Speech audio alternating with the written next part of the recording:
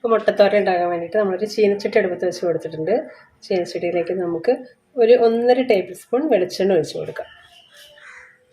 വെളിച്ചെണ്ണ നന്നായിട്ട് ചൂടായിട്ടുണ്ട്. ഇതിലേക്ക് നമ്മൾ ചേർത്ത് കൊടുക്കുന്നത് ഉള്ളിയാണ്. ഒരു 5-8 പീസ് ഉള്ളിയാണ് ചേർത്ത് കൊടുക്കുന്നത്.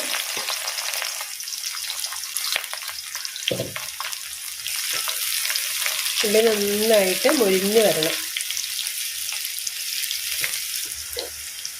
ഇനി അതിലേക്ക് കുറച്ച് കറിവേപ്പിലയും കൂടെ ചേർത്ത് കൊടുക്കാം.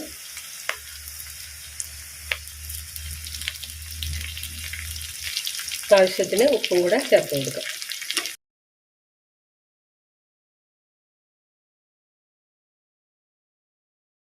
ഇതാ ഉള്ളി നന്നായിട്ട് മൊരിഞ്ഞ് വന്നിട്ടുണ്ട്. ഇതിലേക്ക് നമുക്ക് ഇടിച്ച മുളക് ചേർത്ത് കൊടുക്കാം.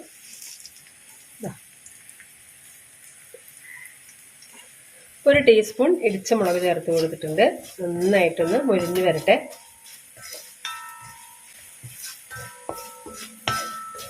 ഇനി നമുക്കിതിലേക്ക് 3 മുട്ട ചേർത്ത് കൊടുക്കണം. മുളകൊക്കെ നന്നായിട്ട് മൂത്ത് വന്നിട്ടുണ്ട്. നല്ല സ്മെല്ല് വരുന്നുണ്ട്. ഇതിലേക്ക് നമുക്കിനി മുട്ട ചേർത്ത് കൊടുക്കാം. ഒരു 3 മുട്ട ഞാൻ എടുത്തിട്ടുണ്ട്.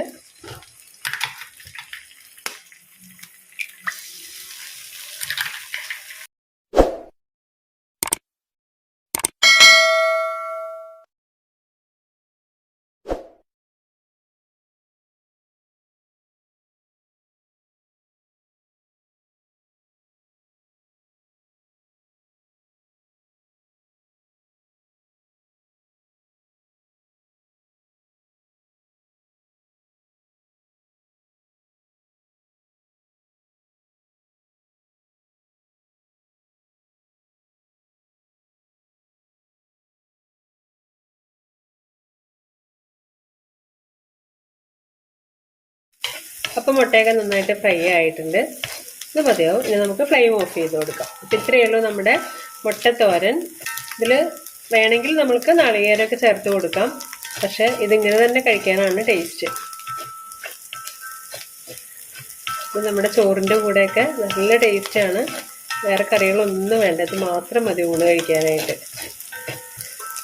ഇതൊക്കെ എല്ലാവർക്കും അറിയണതായിരിക്കും. എന്നാലും എല്ലാവരും ഒന്ന് ഇതേപോലെ ട്രൈ ചെയ്ത് നോക്കണം കേട്ടോ.